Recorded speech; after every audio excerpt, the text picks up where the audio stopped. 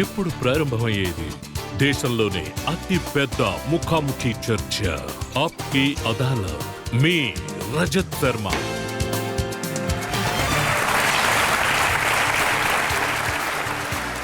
నమస్కారం. ఆప్కి అదాలత్కి మీకు స్వాగతం. ఇవాళ ఆప్కి అదాలత్కి రాబోయేది క్రికెట్ ప్రపంచంలో ఒక మెరుపు మెరిసే స్టార్. ఆయన ఎలాంటి వ్యక్తి అంటే ఆయన చాలా పాపులర్. మైదానంలో ఉన్న బౌలర్స్ అందరూ ఈయన చూస్తే భయంతో వణికిపోతారు. ఆయన ఎలాంటి కిల్లాడి అంటే మైదానంలోకి దిగాక ఆయనకంటూ ఒక స్థానం సంపాదించుకున్నారు. ఆయన బరిలోకి దిగితే ప్రజలందరూ ఆయన దగ్గర నుంచి 4s and 6s డిమాండ్ చేస్తారు. మీకు అర్థమైంటుంది నేను ఆప్కి అదాలత్లో ఇన్వైట్ చేయబోయేది క్రికెట్ ప్రపంచంలోని సూపర్ స్టార్ యువరాజ్ సింగ్ గారిని. స్వాగతం పలకండి.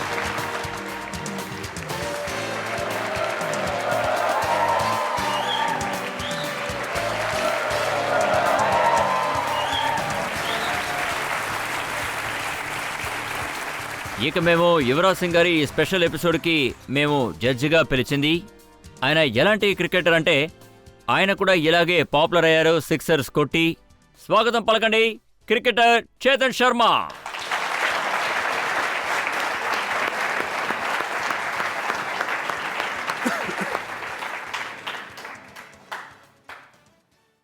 సో యువరాజ్, ఇవాళ మీరు ఆప్కి అదాలత్లో 6s కొడతారని భావిస్తున్నాను. మీ బౌన్సర్ చాలా బలంగా ఉంటుంది. ఎలా కొడతానో అర్థం కావట్లేదు. అలాగా. ఇప్పుడు ఈ కేసుని మొదలు పెట్టడానికి ముందు ఇవాల్టి జడ్జ్ చేతన్ శర్మ గారిని అనుమతి కోరుతున్నాను. ఈ న్యాయస్థాన ప్రస్తావన ప్రారంభిద్దాం. కేసు మొదలు పెడదాం. ఆప్కి అదాలత్లో మొదటి ఆరోపణ యువరాజ్ సింగ్ గారి మీద. ఆప్కి అదాలత్లో క్రికెటర్ యువరాజ్ సింగ్ గారి మీదున్న ఆరోపణ లైఫ్ కి సంబంధించి ఈయన అప్రోచ్ నాన్ సీరియస్. యువరాజ్ గారు, ఇది అడగడానికి నాకు కొంచెం ఇబ్బందిగానే ఉంది. చదువుల్లో మీరు ఎప్పుడు సరిగ్గా పర్ఫామ్ చేయలేదట, ఎప్పుడు 0నే వస్తుందట. ఇది నిజమేనా? అవును, అది నిజమే. కానీ నేను ఎల్కేజీలో బాగా చదివేవాడిని, ఎందుకంటే అప్పుడు చదవాల్సిన అవసరం ఉండదు. కానీ 7th 8thలో నాకు అసలు చదువే ఎక్కలేదంటే నమ్మండి. తర్వాత గేమ్లో దృష్టి పెట్టగానే చదువు గురించి పూర్తిగా మర్చిపోయాను. గేమ్ కన్నా కూడా మీ ధ్యాస అంతా కూడా నటనలోనే ఉండేదట. మీరు సినిమాలో యాక్ట్ చేయాలి అనుకున్నారా? మా నాన్నగారు ఎక్కువగా పంజాబీ సినిమాల్లో యాక్ట్ చేశారు. సో ఆయన్ని ఇమిటేట్ చేసేవాణ్ణి. ఆ టైంలో కొత్త స్టార్స్ వచ్చారు. అమితాబ్ బచ్చన్ కూడా సూపర్ స్టార్ అయ్యారు. ఆ విధంగా కావాలని ప్రయత్నించాను, కానీ అలా జరగలేదు. ప్రజలెవరూ చూసుంటారనుకుంటా మీరు పంజాబీ సినిమాలో ఎలా యాక్ట్ చేశారు అని. అందులోంచి ఒక సీన్ ని నేను ఇప్పుడు ఇక్కడ అందరికీ ప్లే చేస్తాను. మీరు ఎలా యాక్ట్ చేశారో దరిద్రమైన మొహాన్ని అందరికీ చూపించగలరు సార్. ఒకవేళ పబ్లిక్ డిమాండ్ ఉంటే చూద్దాం, నేను కూడా చూస్తాను ఎలా చేశాను. యువరాజ్ సింగ్ గారు ఒక పంజాబీ సినిమాలో యాక్ట్ చేసినప్పుడు ఎలా పర్ఫామ్ చేస్తారో ఇప్పుడు మనం అందరం చూద్దాం. ఆ సీన్ ఇదిగో ఇదే. మంచి పని చేశారు, ఒక అబ్బాయిని కాపాడారు.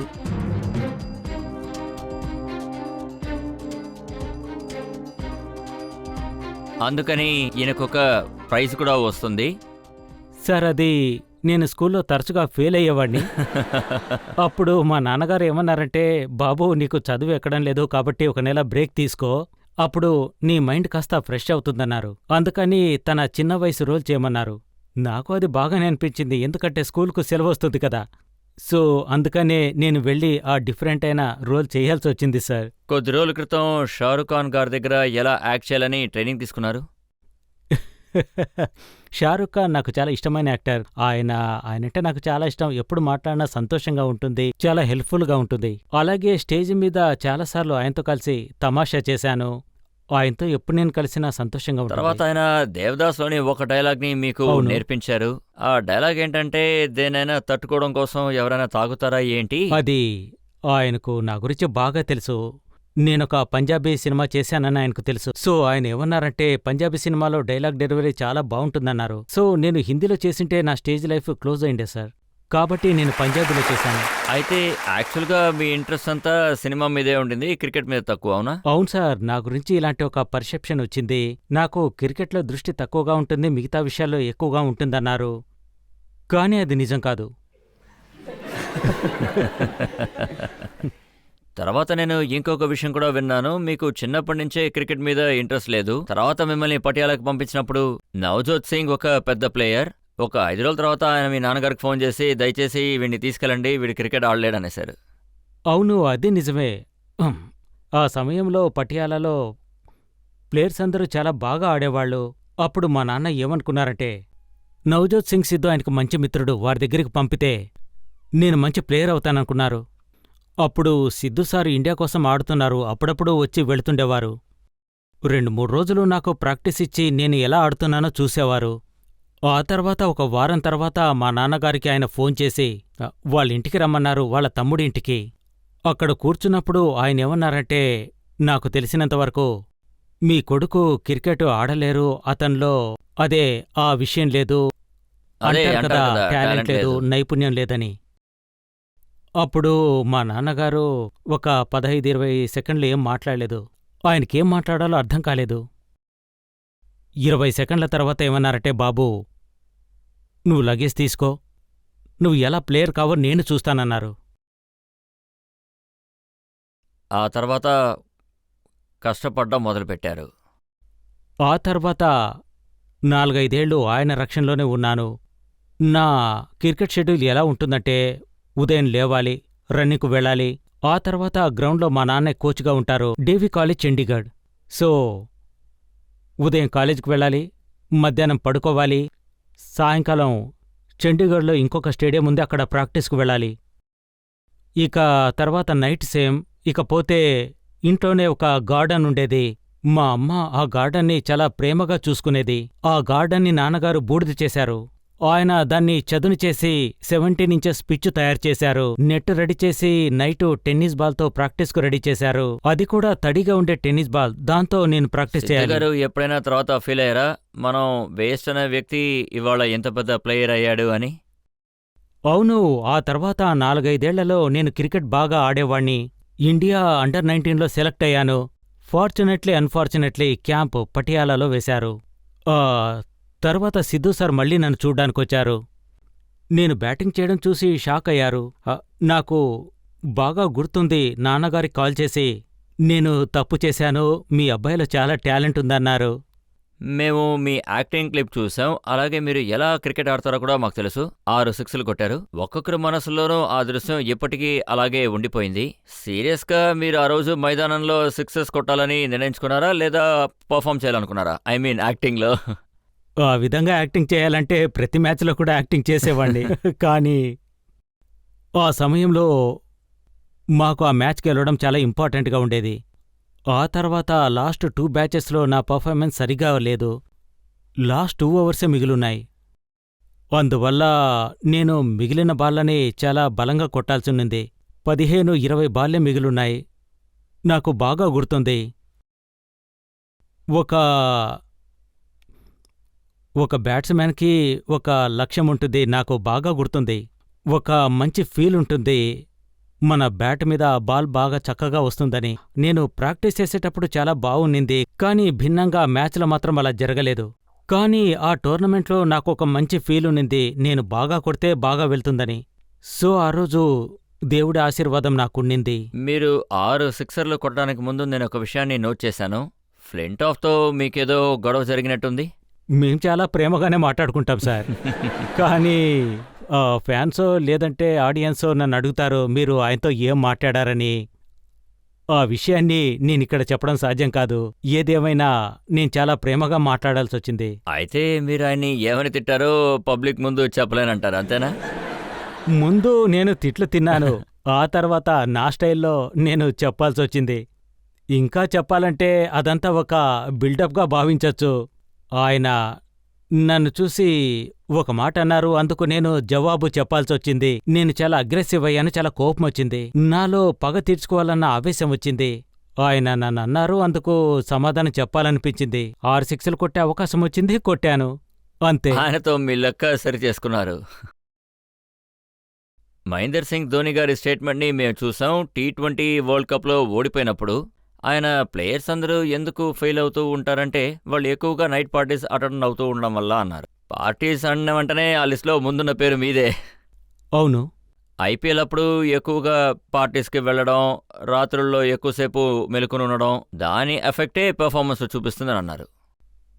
చూడండి, ఈ టోర్నమెంట్ ఐపీఎల్ అది 2020 వరల్డ్ కప్.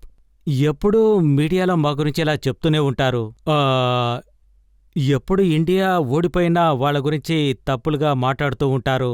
మీరు బాగా ఆడలేదని చెప్పరు, which is sometimes fair, sometimes unfair.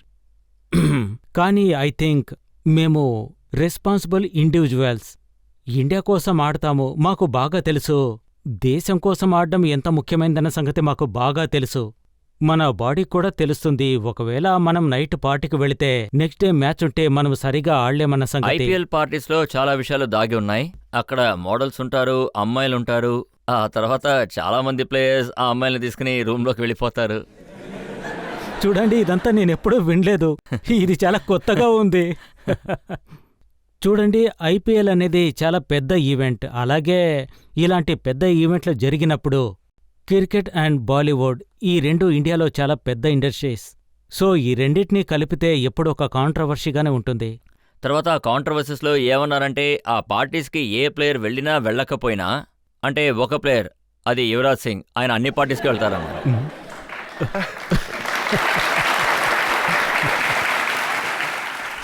లేదు సార్, ముంబైలో మ్యాచ్ జరుగుతుంటే నేను ముంబైలో జరిగే పార్టీకి వెళ్ళలేను, ఎందుకంటే నేను పంజాబ్లో ఆడుతున్నాను.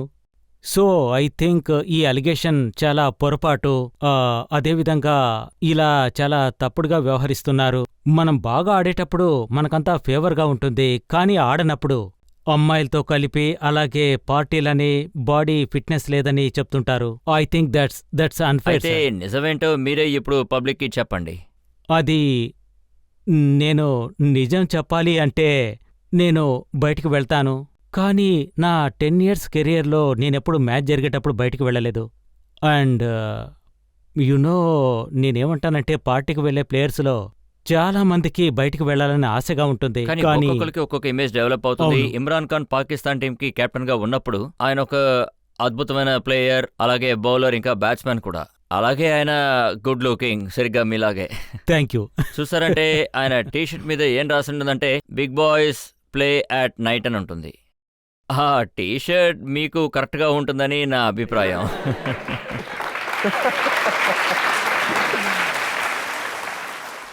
అదేంటంటే ఇమ్రాన్ ఖాన్కు క్రికెట్లో పెద్ద పేరుంది, ఆ టీషర్ట్ ఆయనకే సరిపోతుంది. I think big boys have to play a day at the ground, అప్పుడే రాత్రి ఆడగలరు. ఆ తర్వాత ఏ బిగ్ బాయ్స్ అయితే డే టైం ఆడతారో వాళ్ళు రాత్రిపూట పబ్కి వెళ్ళి అక్కడ గొడవ పడుతున్నారు. అదేంటంటే ఇది చాలా తప్పైన అలిగేషన్. విషయం ఏంటంటే అనవసరమైన విషయం ఒకటి బయటకొచ్చింది. మేము వెస్టిండీస్లో ఆడుతున్నప్పుడు దాన్ని పబ్రాల్ అంటారు.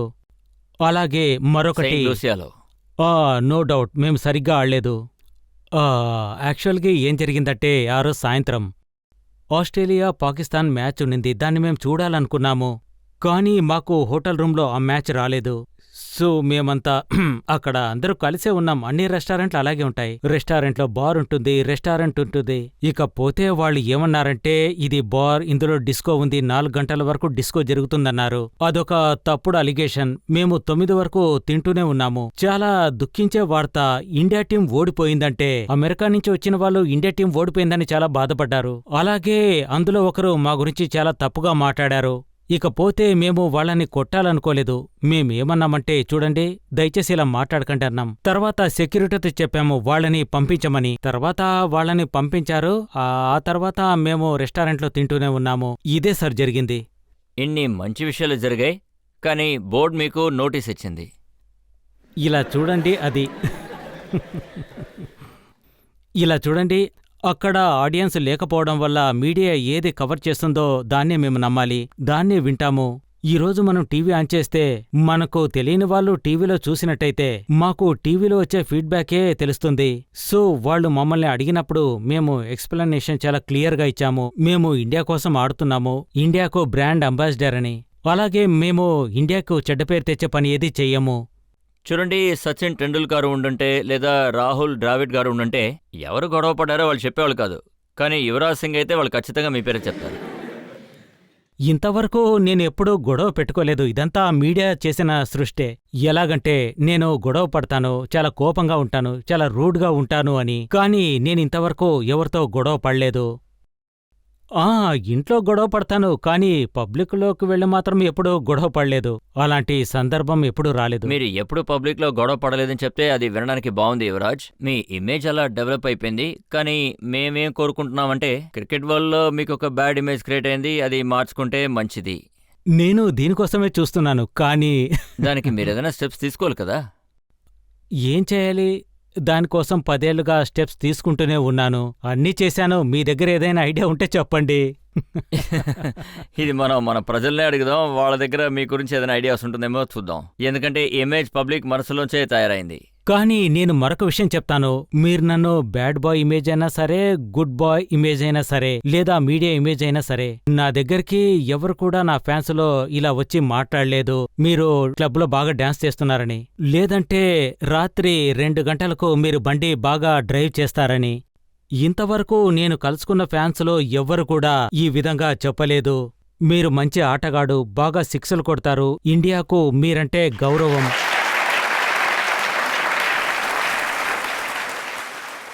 మీరు కూడా కోరుకుంటున్నారు కదా ఈ bad boy image మారిపోవాలని.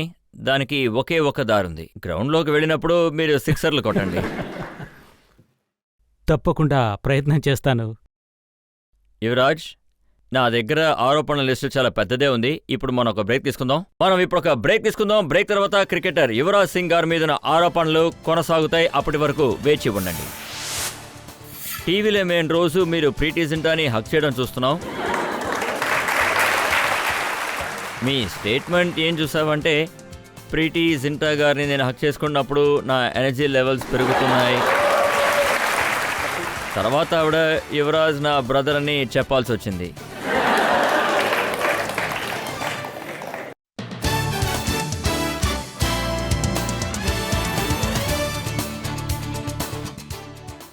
Welcome back.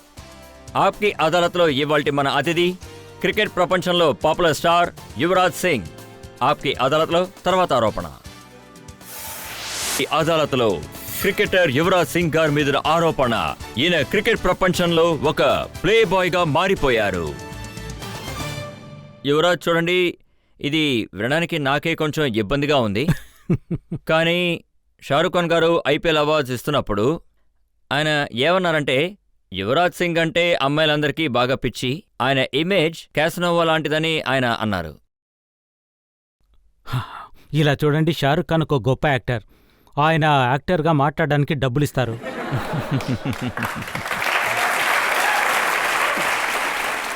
So నాకెందుకో షారుఖ్ ఖాన్కి ఎవరో డబ్బులిచ్చి ఇలా మాట్లాడించారనిపిస్తోంది, కానీ ఇది నిజం కాదు. కానీ మీరు కూడా షారుఖ్ ఖాన్ చెప్పిన దానికి ఏమన్నారు? దయచేసి ఇందుకు ముందు అది ప్రతిఫలంగా చెప్పండి. నాకు కూడా డబ్బులిచ్చారు. మీరేం చెప్పారో ప్రజలకు చెప్పండి. షారుఖ్ ఖాన్ కరణ్ జోహర్తో ఉండడం వల్లే అమ్మాయిలు ఆయన దగ్గరికి రావట్లేదు అని.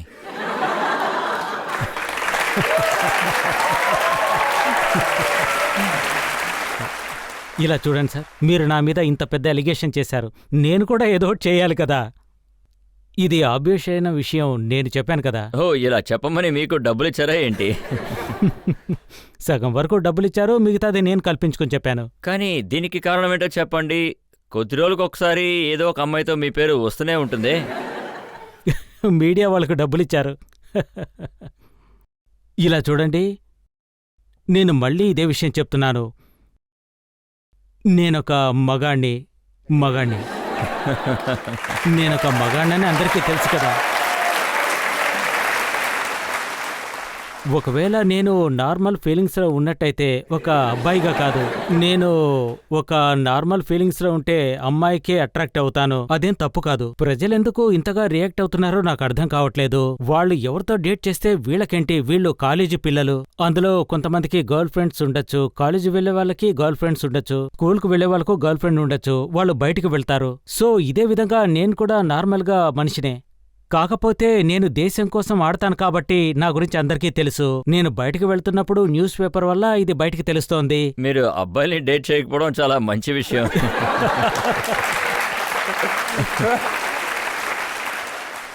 నిజమే, జీవితంలో ఎప్పుడు అలా చేయకూడదని కోరుకుంటున్నాను. ఆ, ఇది ఒక చాలా పెద్ద ఆరోపణే. అది ఏంటంటే ఫిలిం స్టార్స్ గురించి. వాళ్ళతోనే మీ పేరు ఎప్పుడు ముడిపడుతూ వస్తుంది.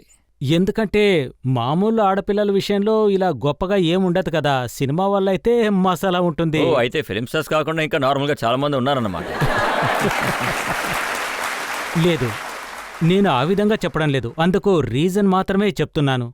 ఇలా చూడండి, కిమ్ శర్మ, మినిషా లంబా, దీపికా పడుకోన్, రాయ్మా సెన్, హ్మ్. ఆ, కరిష్మా కోటక్, తర్వాత ఈ అంశల్ కుమార్. లిస్టు చాలా పెద్దదే. చూడండి, నేను ఆ, ఒక విషయం మాత్రం చెప్తాను.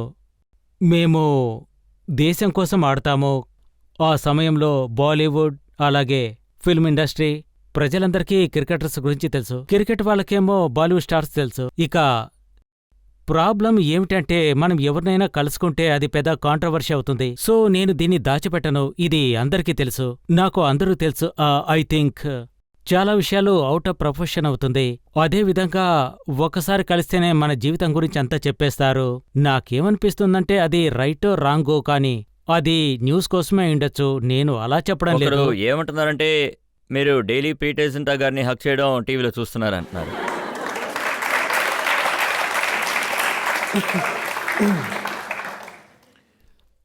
ప్రీతి జింతా గారు పంజాబ్ టీంకు ఓనర్, మా బాస్. సో మేం బాగా ఆడితే వారు చాలా సంతోషపడతారు. సో గత 2 ఏళ్లుగా నేను కెప్టెన్గా ఉన్నాను. నేను బాగా ఆడిన ప్రతిసారి ఆవిడ నా దగ్గరకొచ్చి అలా చేసేది. ప్లేయర్స్ బాగా ఆడారు మీ కాబట్టి. స్టేట్మెంట్ ఏంటంటే ప్రీతి జింటా ఆవిడని నేను హక్ చేసుకుంటున్నప్పుడు నా ఎనర్జీ లెవెల్స్ ఇంక్రీజ్ అవుతున్నాయి.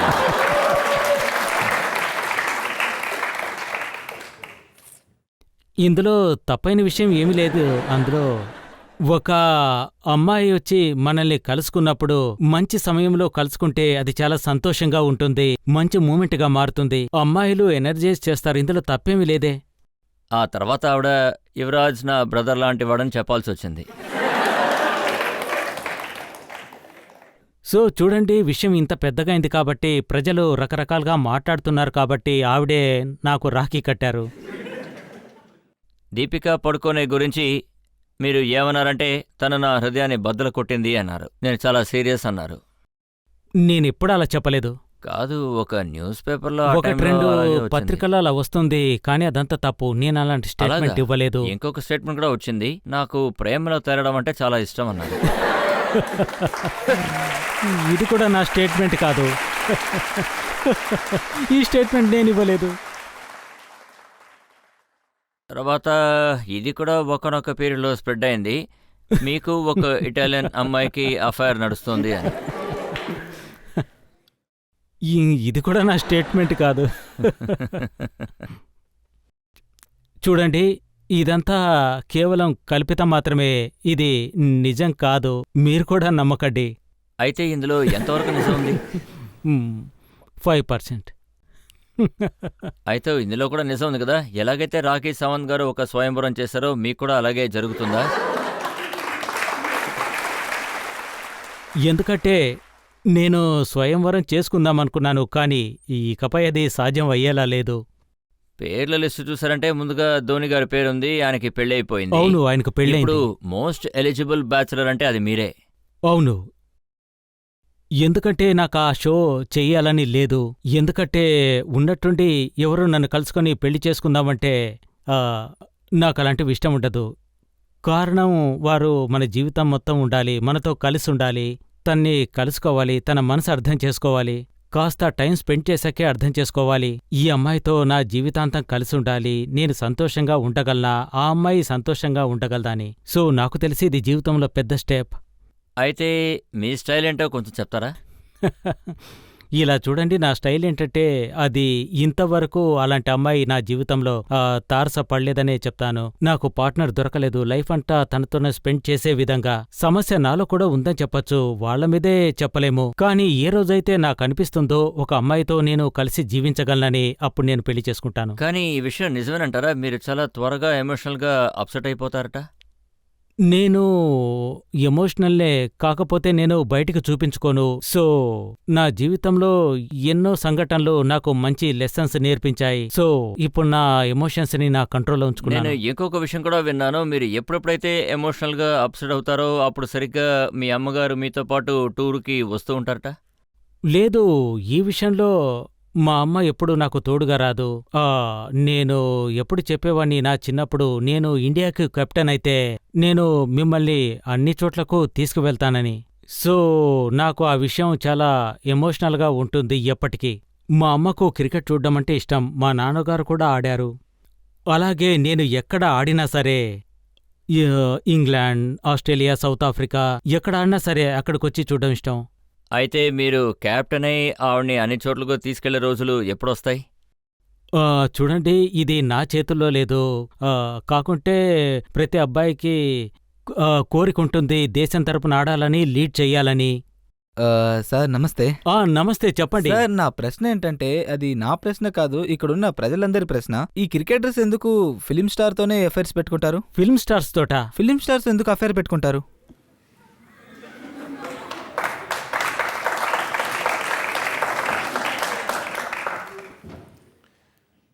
ఫిల్మ్ స్టార్స్ తోటి ఎందుకు అఫైర్ పెట్టుకుంటారంటే అది నాకు కూడా తెలీదు.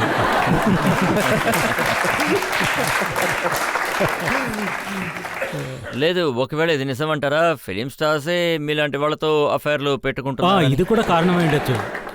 తప్పకుండా ఇది కూడా. లేదు, అలాంటిదేం లేదు. మేం వాళ్లతోటి అఫైర్ పెట్టుకోవాలని, ఈ బాలీవుడ్ ఐపీఎల్ తర్వాత ఎలా కలిసిపోయిందో, మ్యాచ్ పూర్తయిన తర్వాత అందరూ ఒకటిగా కలిసిపోతారు. సో అదంతా మనము చెప్పుకునేంత పెద్ద విషయం కాదు. కానీ టీవీలో చాలాసార్లు చూపిస్తూ ఉంటారు, ఎప్పుడెప్పుడైతే యువరాజ్ సింగ్ గారు ఆడతారో దీపిక గారు నవ్వుతూ ఉంటారని. అది నాకు తెలీదు. ఆడేటప్పుడు నా దృష్టంతా గేమ్ మీదే ఉంటుంది. తర్వాత ప్రశ్న అడుగుతారా? ఈ కాలంలో క్రికెట్లో చాలా డబ్బులున్నాయి, గ్లామర్ ఉంది, ఇందులో చాలా రకాల అట్రాక్షన్స్ ఉన్నాయి. సో చెడిపోవడానికి చాలా ఛాన్సెస్ ఉన్నాయి కదా? చెడిపోవడానికి ఛాన్సెస్ 90 to 95% ఉంటుంది. సో మేము ఆడడానికి వచ్చేటప్పుడు, ఫిల్మ్ ఇండస్ట్రీకి వచ్చేటప్పుడు చాలా స్ట్రగుల్ ఉంటుంది. సో ఎంగేజ్లో మనకు చాలా అటెన్షన్ ఉంటుంది, గ్లామర్ ఉంటుంది. సో ఆబ్వియస్లీ ఆ ప్లేస్ నుంచి చాలామంది దిగజారిపోతారు. సో ఒక ప్రపంచం నుంచి మరొక ప్రపంచానికి వెళ్ళేటప్పుడు అది మనకు స్వర్గంలా అనిపిస్తుంది. సో నేను ఆడేటప్పుడు, నా ఫస్ట్ గేమ్లో నేను ఆడేటప్పుడు చాలా బాగా పర్ఫామ్ చేశాను. ఆ విషయం నాకు తెలిసింది. ఆ తర్వాత నేను ఎన్నో దెబ్బలు తిన్నాను. తర్వాత నేను తిరిగి మనం తేరుకున్నాను. అందరం కూడా చూసాం, పాకిస్తాన్లోని యంగ్ ప్లేయర్స్, వాళ్ళ వయసు 18-19 ఉండొచ్చు. వాళ్ళు మ్యాచ్ ఫిక్సింగ్లో డబ్బులు తీసుకుంటున్నప్పుడు దొరికిపోయారు. సార్, ఇప్పుడు ఆ విషయం గురించి మాట్లాడాలంటే చాలా సిగ్గనిపిస్తుంది. ఎందుకంటే కంట్రీ కోసం ఆడేటప్పుడు ఇండివిజువల్స్ వాళ్ళు చాలా చిన్న ఏజ్లో ఉన్నారు. వాళ్ళు చాలాసార్లు ఇలా తప్పుడు మార్గంలో వెళతారు. అది చాలా పెద్ద డిస్ట్రాక్షన్. అయినా మన లక్ష్యం ఎప్పుడు గొప్పగా ఉండాలి. నాకు తెలిసినంతవరకు రాత్రి డబ్బు కంటే కూడా నిద్రే చాలా ముఖ్యం. ఎందుకంటే మనము దిండుపైన తలపెట్టి పడుకున్నప్పుడు నిద్ర హాయిగా రావాలి. ఒకవేళ మనము పడుకునేటప్పుడు మన మనసులో బ్యాగేజ్ ఎక్కువగా ఉన్నట్టయితే వాళ్ళు జీవించడానికి అర్హత కోల్పోతారు. నేను రిపోర్ట్స్ చదివాను, వాళ్ళ మనసులో ఉన్న విషయాలు ఇవే. మేము ఐపీఎల్ ఆడతామన్న నమ్మకంతో ఉన్నారు, చాలా డబ్బు వస్తుందన్న నమ్మకంతో వాళ్ళు ఇళ్ళు, కార్లని ఇలా చాలా కమిట్ అయిపోయారు. ఇప్పుడు వాళ్ళకి ఎలాగైనా అప్పు తీర్చాలన్న ప్రెషర్ ఎక్కువ అవుతుంది కదా, అదే అప్పు తీర్చాలని. చూడండి, ఇంత డీటెయిల్డ్గా నేను చదువుకోలేదు. ఏదైనా పని చేసేటప్పుడు మనము ప్రజల అడ్వైస్ తీసుకోవాలి, లేదంటే సీనియర్స్ అడ్వైస్ తీసుకోవాలి. నేనేమంటానంటే జూనియర్ ప్లేయర్స్ అందరూ వాళ్ళ సీనియర్ ప్లేయర్స్ తోటి అడ్వైస్ తీసుకోవాలి. ఎందుకంటే మేము మా లైఫ్లో సచిన్ టెండూల్కర్, సౌరవ్ గంగూలీ, రాహుల్ ద్రావిడ్, అనిల్ కుంబ్లే వీళ్ళు సీనియర్స్.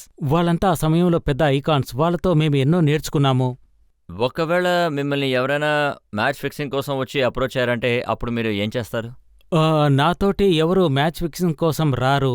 ఎందుకంటే నా బాడీ లాంగ్వేజ్, అలాగే నా నడవడిక, నా విధానం, నా దేశం విషయంలో ఎంతగా స్ట్రాంగ్గా ఉంటానంటే నాతో ఎవరు ఇలా మాట్లాడలేరు. నేను అందుకు అనుమతించను. ఎందుకంటే నా దేశం అది నా దేశం కోసం ఆడడం నేను చాలా గర్వంగా భావిస్తాను. నేను చిన్నప్పటినుంచి చాలా కష్టపడి పైకొచ్చాను, ఎంతో కష్టపడ్డాను. అదేవిధంగా నా కారణంగా నా దేశ ప్రజలు తల వంచుకునేలా చెయ్యను, ఎప్పటికీ జరగదు.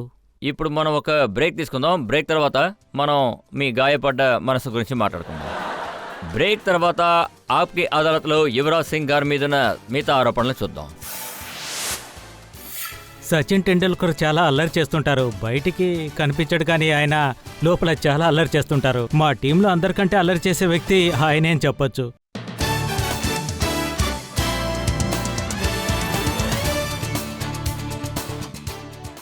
Welcome back. ఆప్కి అదాలత్లో ఇవాళ మన కేసు జరుపుతున్నది క్రికెట్ ప్రపంచంలోని చాలా పెద్ద స్టార్ యువరాజ్ సింగ్ గారి మీద. ఆప్కి అదాలత్లో తర్వాత ఆరోపణ. ఆప్కి అదాలత్లో cricket super star Yuvraj Singh గారి మీదున్న ఆరోపణ. ఈయన టీంలోనే చాలా చిలిపి ప్లేయర్. యువరాజ్ సింగ్ నేనేం విన్నానంటే, ఒకవేళ మీరు గెలిచిన తర్వాత రూమ్లో కేక్ కట్ చేస్తే ఆ కేక్ మీ చేతికి వస్తే ప్లేయర్స్ అందరూ దూరంగా వెళ్ళిపోతారట. చూడండి సార్, గెలిచిన తర్వాత పార్టీ చేసుకోవాలి కదా. అంటే మనిషి గేమ్ ఆడుతున్నప్పుడు చాలా సీరియస్గా ఉంటాడు. అప్పుడు వాళ్లలో ఉండే మనిషి అలాగే మృగము కొన్ని సందర్భాల్లో బయటకొస్తూ ఉంటారు. ఆ కేకు తీసుకొని మొహాలకి పూస్తుంటారు. కాకపోతే ఆ కేకు నా చేతికొస్తుందనేది అబద్ధము. అందరికీ కేకు వస్తుంది, వాళ్ళు ఒకరితో ఒకరు పూసుకుంటారు. మా టీంలో అదొక ట్రెండ్గా మారింది. ఎవరికి బర్త్డే అవుతుందో వాళ్ళ మొహానికి పూస్తాము. నేనేం విన్నానంటే, సచిన్ టెండూల్కర్ లాంటి సీనియర్ ప్లేయర్ మీద కూడా మీరు కేక్ పూస్తారట. ఆయన ఎలాంటి ప్లేయర్ అంటే ఆయన దగ్గరికి వెళ్ళడానికి అందరూ భయపడతారు. సో నేను హర్భజన్ ఒక ప్లాన్ వేస్తాము. మేమిద్దరం కలిసి ఎలా పట్టుకోవాలి, ఎలా కేక్ పుయ్యాలని, ఆయన చేతుల్ని ఎలా కట్టేయాలి, ఎలా కేక్ పుయ్యాలని. కాకపోతే ఆయన మాకంటే చాలా తెలివైనవాడు సార్. మా ప్లాన్ ముందుగానే ఆయనకు తెలిసిపోతుంది. రివర్స్లో ఆయనే వచ్చి మాకు కేక్ పూస్తారు. సచిన్ టెండూల్కర్ గారు చిలిపని నేను ఇప్పుడే ఫస్ట్ టైం వింటున్నాను. సార్, సచిన్ టెండూల్కర్ చాలా చిలిపి. కాకపోతే ఆయన అలా చూపించుకోరు, కానీ లోపల మాత్రం చాలా చిలిపి పనులు చేస్తారు. మాకంటే పెద్ద చిలిపి ఆయన. అయితే గ్రౌండ్లో కనిపించే సచిన్ టెండూల్కర్కి పెవిలియన్ దాటిన తర్వాత మీరు చూసే సచిన్ గారికి చాలా తేడాలున్నాయంటున్నారా? లేదు, ఆయన ఫీల్డ్లో కూడా చాలా అల్లరి చేస్తారు. ఆయన లైన్కు బయట నిలబడి చేయి చూపించి మమ్మల్ని కెప్టెన్ పిలుస్తున్నారని చెప్తారు, కానీ కెప్టెన్ చూస్తే ఆయన ఎక్కడో చూస్తుంటారు. సో ఈ విధంగా చాలా తమాషా చేస్తారు. ఇకపోతే బ్యాటింగ్ విషయానికి వచ్చినప్పుడు మాకు చాలా నర్వస్గా ఉంటుంది, కానీ ఆయన మాత్రం చాలా సరదాగా ఉంటారు, ఎంజాయ్ చేస్తారు. మీరు సచిన్ లాంటి పెద్ద బ్యాట్స్మెన్తో ఆడుతున్నప్పుడు అంత పెద్ద బ్యాట్స్మెన్ సపోర్ట్ అసలు మీకు వస్తుందని అంటున్నారా? ఐ థింక్ ఆయనతో కలిసి బ్యాటింగ్ చేసేటప్పుడు ఆయన మనల్ని ఒక పెద్ద బ్యాట్స్మెన్గా చిత్రీకరిస్తారు. ఆయన ఏమంటారంటే, గేమ్ జరిగేటప్పుడు నువ్వు క్రీజ్లో ఉంటే గెలుస్తాం, నువ్వు అవుట్ అయితే ఓడిపోతామంటారు. సో మనకెంత కాన్ఫిడెన్స్ వస్తుందంటే, ఒక పెద్ద ప్లేయర్ ఈ విధంగా చెప్పినప్పుడు నర్వస్ ఉన్నా సరే అందులోంచి బయటకు వచ్చేస్తాం. సచిన్ టెండూల్కర్ గారి దగ్గర అసలు ఏ ఉందని ఇన్ని సంవత్సరాలు ఆడిన తర్వాత కూడా ఇవాళ్టికైనా వరల్డ్ టాప్ బ్యాట్స్మెన్ మైదానంలోకి దిగారంటే రన్స్ కొడుతూనే ఉంటారు. ఆయన దగ్గరున్న గొప్ప విషయం ఏంటంటే, ఆయన హంబుల్, చాలా మంచి వ్యక్తి. ఆయన 300 కొట్టినా 200 కొట్టినా లేదా 0కి అవుట్ అయినా అందరి దగ్గర ఒకే విధంగా ప్రవర్తిస్తారు. ఒక వ్యక్తి కోటేశ్వరుడైనా లేదా రిక్షావాడైనా అందర్నీ సమానంగా చూస్తారు. అదేవిధంగా అందరికీ హెల్ప్ చేస్తాడు. ఆయన పెద్ద ప్లేయర్ అని చూపించుకోరు, చాలా మంచి వ్యక్తి. ఇకపోతే టెక్నికలీ క్రికెట్లో టర్మ్స్ ఉంటాయి కదా, అందులో చూసినట్టయితే ఆయన వరల్డ్లో పెద్ద బ్యాట్స్మెన్. ఆయనలో ఉన్న గొప్ప విషయం ఏమిటంటే, మిగతా బ్యాట్స్మెన్లో ఉండే పొరపాట్లు ఆయనలో కనిపించవు. కొంతమంది కన్ఫ్యూజ్ అవుతారు, స్ట్రోక్స్ సరిగ్గా ఉండవు, కానీ ఆయన విషయంలో అలా జరగదు.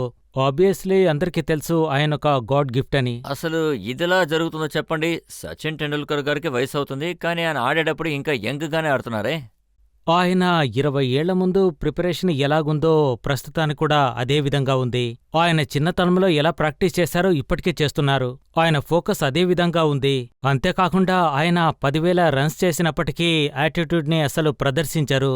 నెక్స్ట్ మ్యాచ్లో అవుట్ అయినా సరే ఈ విధంగానే కంప్లైంట్ చేస్తారు, ఆయన ఎందుకు అవుట్ అయ్యారని. సో ఆయన గేమ్లో ఎప్పటికీ సాటిస్ఫాక్షన్ ఉండదు. నేనేం విన్నానంటే, సచిన్ గారికి మీరు గ్రాండ్ ఫాదర్ బుక్ ఇచ్చారట. గ్రాండ్ ఫాదర్ అంటే నా ఉద్దేశము మేము ఆయన్ను 20 ఏళ్లుగా చూస్తూ ఉన్నాం. అదేంటంటే మేము మా చిన్నప్పటి నుంచి ఆయన్ను టీవీలో చూస్తూనే ఉన్నాము. ఇండియాను గెలిచేలా చేస్తారు. క్రికెట్ పేరు చెప్పగానే ఆయన పేరే మనకు గుర్తొస్తుంది. ఆయన క్రికెట్ ఆడడం మొదలుపెట్టి 20 ఏళ్లవుతోంది, 4 డెకెట్లవుతోంది. ఆయన 89లో మొదలుపెట్టారు. 90s లో ఆడారు, 2010లో కూడా ఆడారు, 2011లో కూడా ఆడారు. అంటే 4 డెకెట్లు ఆడారు. సో మనం చూస్తున్నాం కాబట్టి గ్రాండ్ ఫాదర్ అనొచ్చు కదా.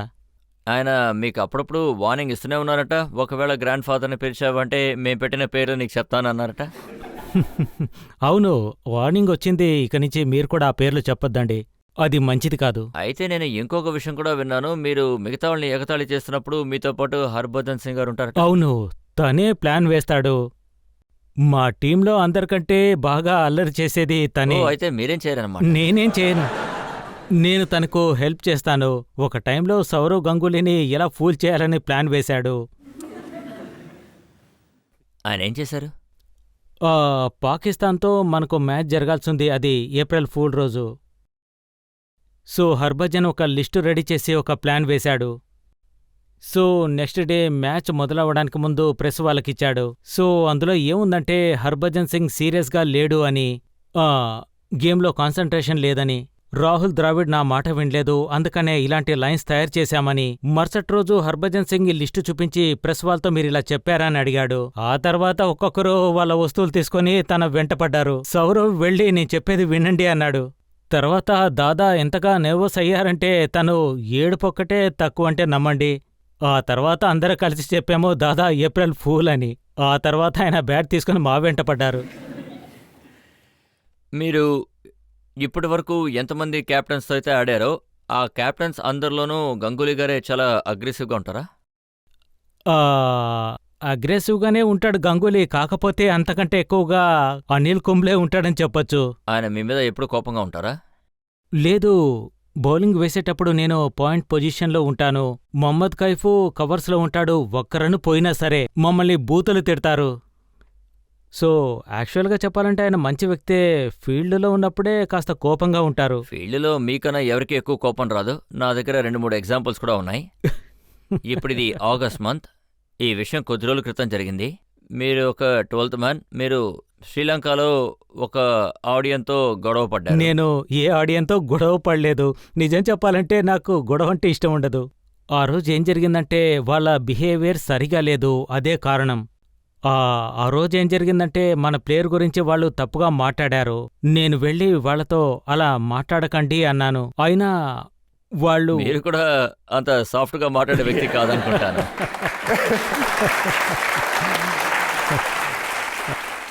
లేదు, అప్పుడు ఏం జరిగిందంటే నేను వెళ్ళి వాళ్లతోటి మీరు ఈ విధంగా చేయకూడదు అని చెప్పాను. కానీ వాళ్ళు మాత్రం అదే విధంగా ప్రవర్తించారు. అప్పుడు మాకు ఐసీసీఏ అథారిటీగా ఉండేది. అక్కడ పనిచేసే వాళ్లతోటి చెప్పాము దిస్ ఈజ్ నాట్ రైట్ అని. అదేమంతా పెద్ద విషయం కాదు అంత పెద్దగా చేయడానికి. నేను మీకు ఇంకొక పెద్ద విషయం చెప్తాను. జూన్ 2009లో కెవిన్ పీటర్సన్, ఆయనతో పాటు మీకు ఫీల్డ్లో ఏదైనా గొడవ జరిగిందా? అవును, ఫీల్డ్లో ఎన్నో గొడవలు జరుగుతుంటాయి. ఆ తర్వాత మీరు ఆయన్ని ఇంప్లేట్ చేస్తూ వచ్చారట, కోకో అనే కోతిలా చేశారట. లేదు, యాక్చువల్గా నేను ఆయన్ను చాలాసార్లు అవుట్ చేశాను. సో ఆయనకు నా బౌలింగ్ అంటే నచ్చదు, అందుకే ఆయన నాకు పాయ్ చక్కర్ అని పేరు పెట్టాడు. పాయ్ చక్కర్ అంటే అర్థం ఏమిటంటే వాళ్లకు బాల్ నేరుగా విసరడం తెలియదు అని, వాళ్ళు బాల్ని ఇలా వేస్తారు, నేరుగా వేయడం తెలీదని. సో అందుకే ఆయన నాకిలా పేరు పెట్టాడు. అలాగే మ్యాచ్లో ఒక ఆర్గ్యుమెంట్ కూడా జరిగింది. ఆయన నన్ను ఒకటన్నారు, నేను ఆయన కూడా ఒకటన్నాను. మీరు ఆయన వెనకాల ఏదో యాక్ట్ కూడా చేసి చూపించారు. ఆయన నన్ను ఏమన్నారంటే నువ్వు చాలా గొప్ప ప్లేయర్ అనుకుంటున్నావా అని. దేవుడు అని అనుకుంటున్నారా అని డూ యు అడిగారని థింక్ యువర్ ఏ గాడ్?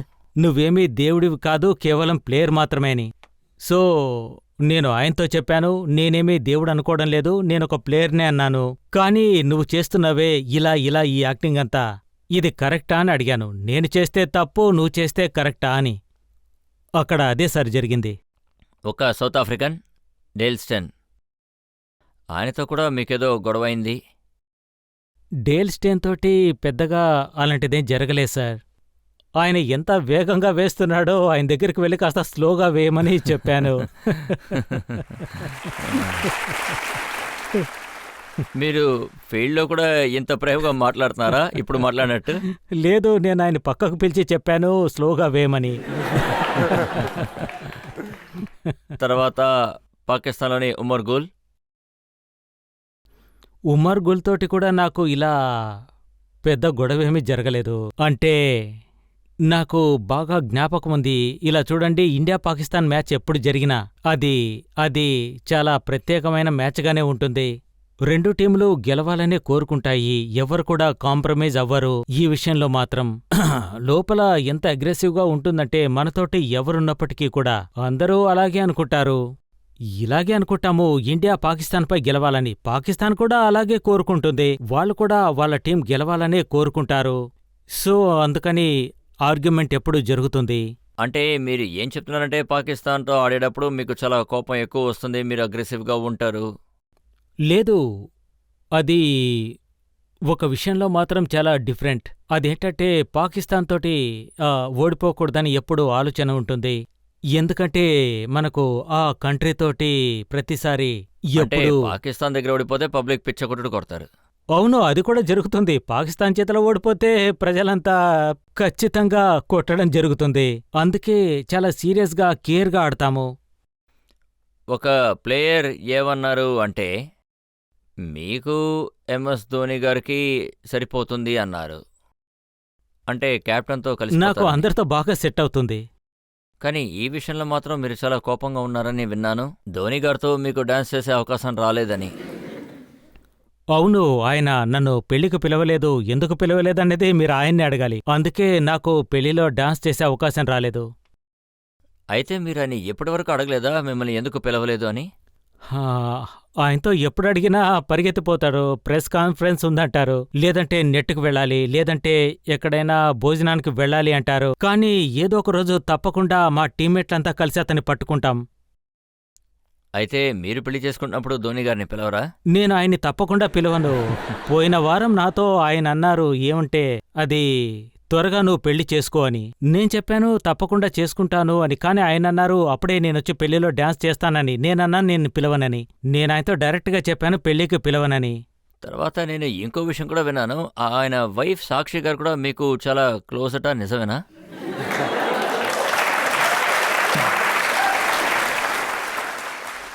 లేదు, ఆవిడ చాలా మంచి వ్యక్తి. ఆవిడతో మాట్లాడేటప్పుడు చాలా సంతోషంగా ఉంటుంది. ధోనికి పూర్తిగా ఆపోజిట్. ధోని చాలా శాంతంగా ఉంటాడు.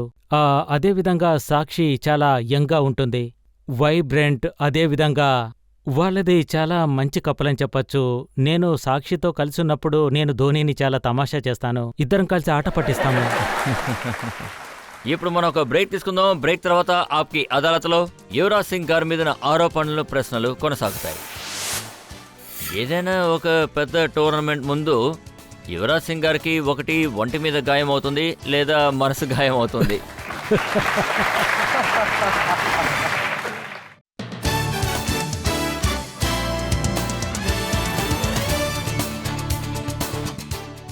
ఆప్కి అదాలత్లో ప్రజల తరపున మనం ప్రశ్నలు అడుగుతున్నది, కేసు నడిపిస్తున్నది క్రికెటర్ యువరాజ్ సింగ్ గారి మీద. ఆప్కి అదాలత్లో తర్వాత ఆరోపణ. ఆప్కి అదాలత్లో క్రికెటర్ యువరాజ్ సింగ్ గారి మీద ఆరోపణ. ఈయన అజాగ్రత్త వల్ల ఈయన ఫామ్ ని కోల్పోయారు. యువరాజ్, మీరు ఎలాంటి ప్లేయర్ అంటే మీరు మైదానంలో దిగిన తర్వాత ఆపోజిట్ టీంలో ఉన్న వాళ్ళందరూ భయపడిపోతారు. T20 అప్పుడు 2 వరల్డ్ కప్లోనూ మీరు నిజంగా అదరగొట్టారు.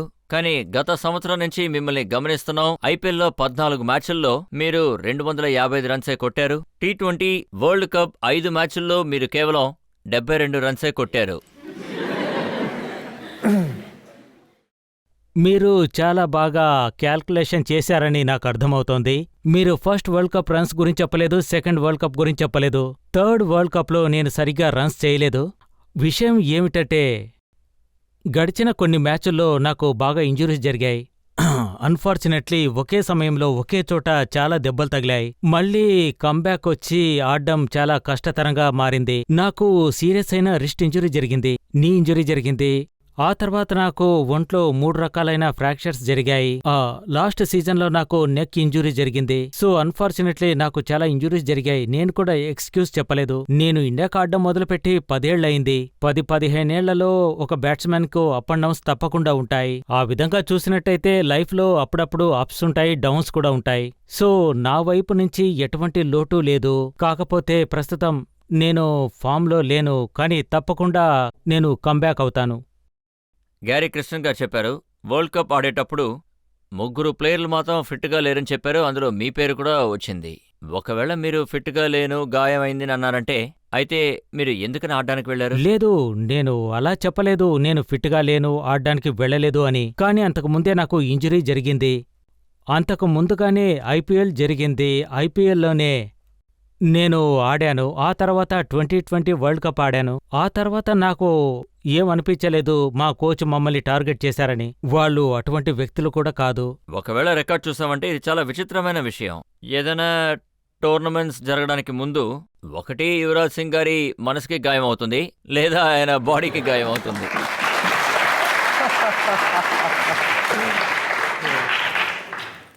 మనసుకి చాలా పెద్ద గాయాలయ్యాయి. ఇప్పుడు శరీరానికి కూడా గాయాలయ్యాయి. ఐ థింక్ వీటి నుంచి త్వరగా బయటికి వస్తే బాగుంటుంది. వేళ్లకి గాయం, రిస్ట్కి గాయం, ఛాతీ మీద గాయం.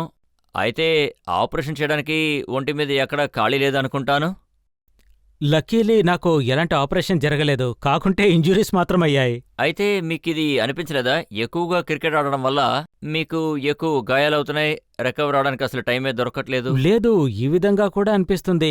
T20 ఫార్మాట్ రావడం వల్ల మ్యాచెస్ ఎక్కువయ్యాయి. అంతకుముందు 50 ఓవర్స్ మ్యాచ్, టెస్ట్ మ్యాచ్లే ఉండేవి. కానీ ప్రస్తుతానికి ఆడియన్స్ అందరూ T20ల మీదే ఎక్కువగా దృష్టి పెట్టారు. ఎందుకంటే ఫాస్ట్ ఫేస్లో గేమ్ ఆడతారు. సో ఆబ్వియస్లీ మీరు ఎంతగా గేమ్ ఆడతారో ఏ పనైనా ఎక్కువగా చేస్తే గాయాలవుతాయి. అందుకు మనకు తగినట్టుగా, మన ప్రొఫెషన్కు తగినట్టుగా మనం బాడీని సిద్ధంగా ఉంచుకోవాలి. అందుకు తగిన విధంగా మనము ఏది ముఖ్యమైంది, ఏ మ్యాచ్ ఇంపార్టెంట్, అదేవిధంగా ఏ సంవత్సరం ఇంపార్టెంట్, అదేవిధంగా ప్లేయర్గా మీరు ఇవన్నీ తెలుసుకుని ఉండాలి. సో యాజ్ ఎ ప్రొఫెషనల్ మీరు బాడీని బాగా ఉంచుకోవాలి. సందీప్ పాటిల్ గారు ఒకసారి చెప్పారు, యువరాజ్ సింగ్ గారు ఎలాంటి ప్లేయర్ అంటే ఆయన అసలు ఎవరి మాట వినరు. మీరు ఎంత చెప్పినా సరే ఆయన స్టైల్లోనే ఆడతారన్నారు. మీరు ఎంత చెప్పినా సరే ఆయన స్టైల్లోనే ఫీల్డింగ్ చేస్తారు. అందుకే ఆయనకి గాయాలు ఏర్పడతాయి అన్నారు. నేను ఎవరు చెప్పినా వింటాను, కాకపోతే నాకు నచ్చినట్టే ఆడతాను.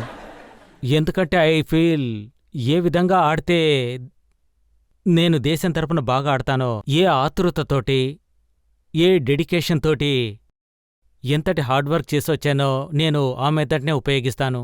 అది నా అటాకింగ్ మైండ్, అలాగే అగ్రెసివ్ నా బాడీ, నా టోన్, ఇలాంటి వాటితోనే నేను ఇంటర్నేషనల్ క్రికెట్లో సక్సెస్ అయ్యాను.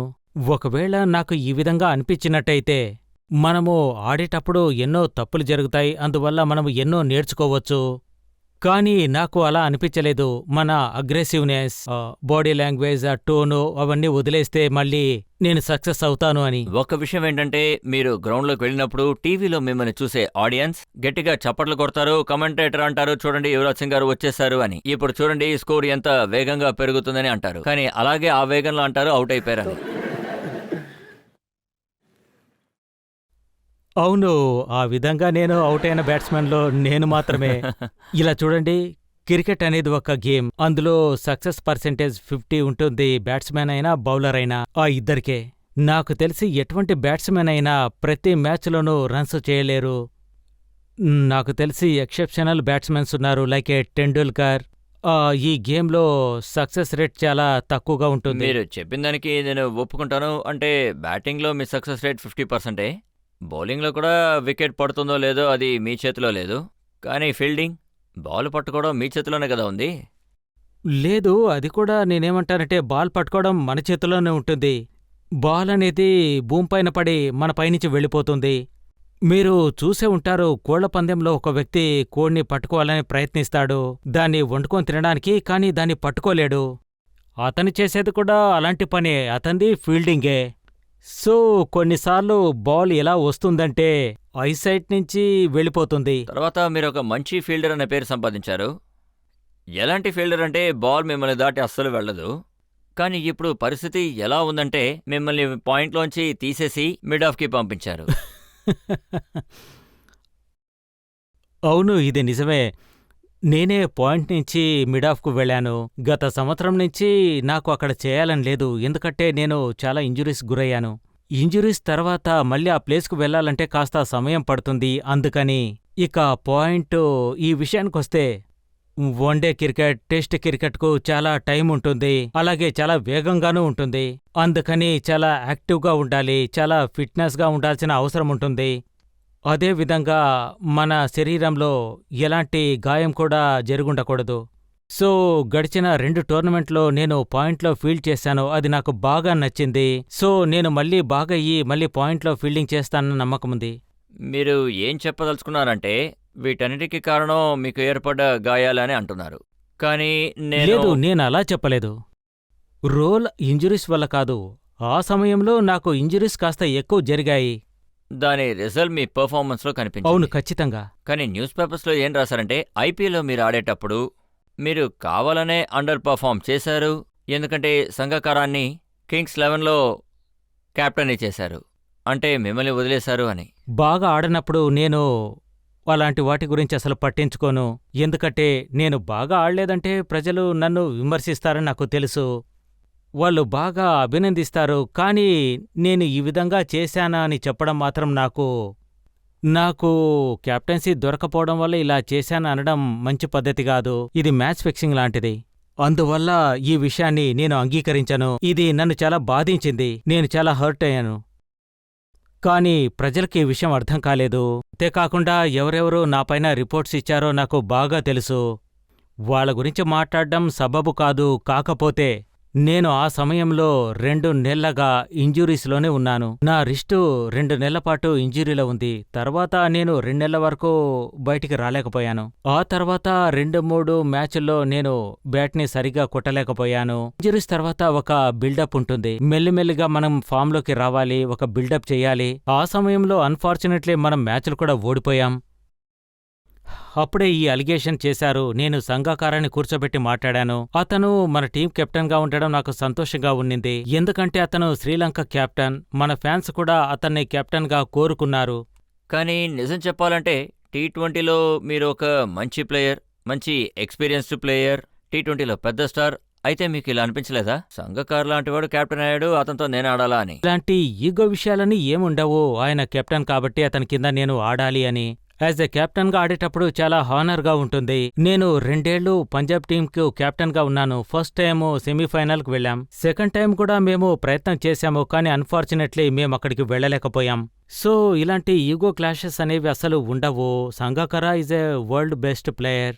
ఎటువంటి ప్లేయర్ అయినా సరే. నేను ధోని కెప్టెన్స్లో కూడా ఆడాను. అందరితో కలిసి ఆడడంలో నాకు ఎలాంటి ఇబ్బంది ఉండదు. అదేంటంటే కేవలం హైప్ క్రియేట్ చేయడం కోసమే లేదా కాంట్రవర్సీ క్రియేట్ చేయడం కోసమే ఇలా చేస్తున్నారు. ప్రజల నుంచి ఎవరైనా ఒకరు ప్రశ్న అడగచ్చు. వరుసగా ఓడిపోతున్నప్పుడు మీరు దేన్ని నమ్ముతారు, భగవంతున్నా లేదా కష్టాన్నా? భగవంతుడి మీద అందరికీ నమ్మకం ఉంటుంది. అదేవిధంగా ప్రయత్నము ప్రతి ఒక్కరికి అది ఉంటుంది. ఓటమి ఎదురైనప్పుడు ఇంకా చాలా ఎక్కువ ఉంటుంది. నమ్మకంతో పాటు కొంతమంది క్రికెటర్స్కి మూఢనమ్మకం కూడా ఉంది. అదేంటంటే గ్రౌండ్లోకి రాకముందు వాళ్ళు ఏదైనా చేస్తారా? సూపర్స్టిషియస్. అలాంటిదే. అది అందరికీ ఉంటుంది. కొన్నిసార్లు ప్లేయర్స్ చాలా బాగా ఆడినప్పుడు వాళ్ళకి ఏమనిపిస్తుందంటే నా దగ్గర ఈ బ్యాట్ ఉన్నందువల్ల ఇంత బాగా ఆడాను అని. సో కొంతమంది ప్లేయర్స్ ముందుగా లెఫ్ట్ ప్యాడ్ వేసుకుంటారు, ఆ తర్వాత రైట్ ప్యాడ్ వేసుకుంటారు. ఇలాంటివి వాళ్ళకు నమ్మకాలుగా ఏర్పడతాయి. అలాంటిది మీరేమైనా నమ్ముతారా? నేను చిన్నతనంలో ఉండగా టెండూల్కర్ లెఫ్ట్ సైడ్ ప్యాడ్ వేసుకుంటాడని తెలిసి నేను అదే మొదలుపెట్టాను. మా టీంలో ఒక ప్లేయర్ శ్రీశాంత్, అతను బస్సులోంచి ఏమాత్రం దిగరు. అందరూ దిగేంత వరకు మేం గట్టిగా పట్టుకొని లాగేవాళ్ళం. ఎందుకలా? ఎందుకంటే అతని నమ్మకం ఏమంటే అతను చివరిగా దిగితేనే బాగా ఆడతాడు అని. ఇక ఇప్పటి నుంచి చూడండి, శ్రీశాంత్ ముందుగానే బస్సులోంచి దిగుతారు.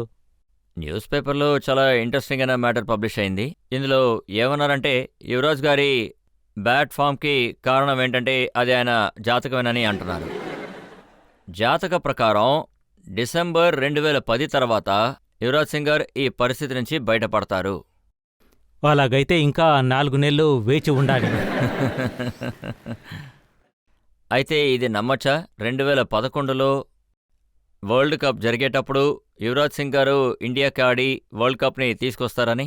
రాహుకేతువులు ఎలా ఉన్నప్పటికీ నేను మాత్రం ఇదంతా నేను నమ్మను. నేను నమ్మేది మాత్రం మన దేశానికి ప్రజెంట్ చేసేటప్పుడు చాలా హార్డ్ వర్క్ చేయాలి, బాగా ఆడాలి. చాలా మంది దీన్ని నమ్ముతారు, కానీ నేను మాత్రం ఎప్పుడూ దీన్ని నమ్మను. సో ఇంప్రూవ్ చేయడానికి ఏం చేస్తారు?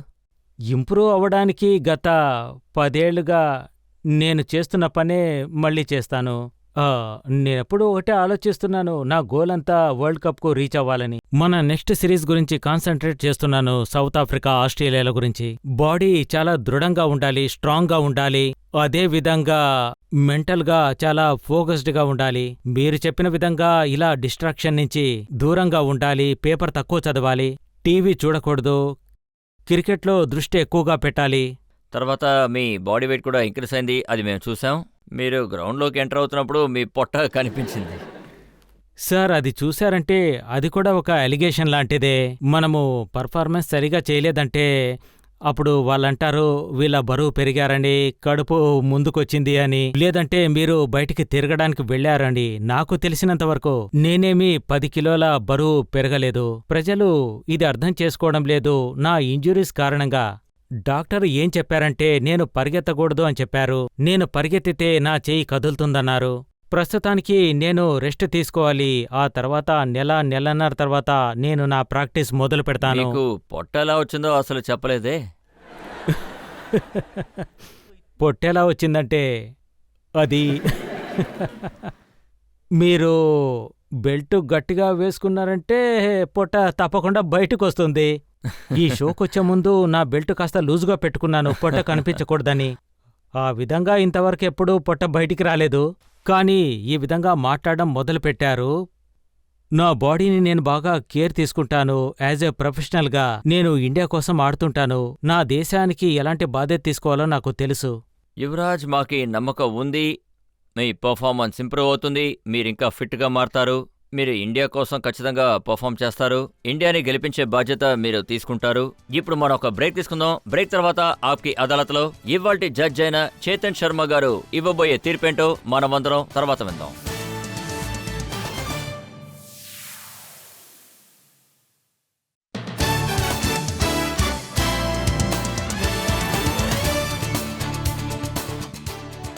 Welcome back.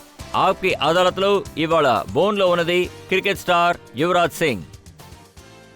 ఆప్కి అదాలత్లో అన్ని రకాల ఆరోపణలు మేము యువరాజ్ సింగ్ గారి మీద మోసాం. యువరాజ్ సింగ్ గారిని ఆయన బ్యాడ్ బాయ్ ఇమేజ్ గురించి అడిగాం. అలాగే మనం ఆయన క్రికెట్ కెరీర్ గురించి కూడా ప్రశ్నలు అడిగాం. ఆయన బ్యాట్ ఫామ్ గురించి అడిగాం, ఇంజురీస్ గురించి కూడా అడిగాం. ఇప్పుడు ఆప్కి అదాలత్లో ఇవాల్టి జడ్జ్ చేతన్ శర్మ గారి తీర్పేంటో విందాం. మీరు ఈ దేశానికి ఎంత గొప్ప ప్లేయర్ అంటే, యువరాజ్ సింగ్ బ్యాటింగ్ కోసం పిచ్లోకి దిగితే బౌలర్కి రాత్రి నిద్రే పట్టదు. ఒకవేళ ఈ కాలంలో నేనాడినా నాకు కూడా నిద్ర పట్టదు. మిమ్మల్ని మీ మీద పడిన నేరాల నుండి విడుదల చేస్తున్నాను, ఎందుకంటే దేశానికి కూడా మీ అవసరం ఉంది. కానీ నేనొక క్రికెటర్గా ఇంకా జడ్జిగా ఇది చెప్తున్నాను. మిమ్మల్ని ఒక విషయం అడుగుతాను, ఇంకా ఒక బాధ్యతను కూడా అప్పచెప్తా. నాకు, ఈ దేశానికి, ఇంకా ఈ దేశంలో ఉన్న ప్రజలందరికీ మీరు వరల్డ్ కప్ 2011 ఖచ్చితంగా మీరు గెలిచి తీసుకురావాలి. అందుకే మిమ్మల్ని విడుదల చేస్తున్నా.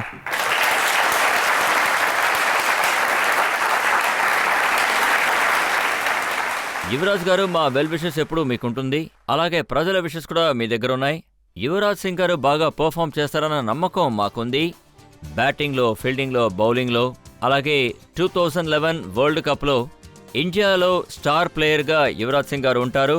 ఇండియన్ టీం గెలుపుతో తిరిగి వస్తుంది. ప్రజలు మిమ్మల్ని ఎంతగానో మెచ్చుకుంటారు. ఈ వెల్ విషెస్తో ఈ షోని ఇంతటితో ముగిస్తున్నాను. తర్వాత షోకి ఇంకొక అతిథి ముందు మీ ముందుకొస్తాను. అప్పటి వరకు సెలవు.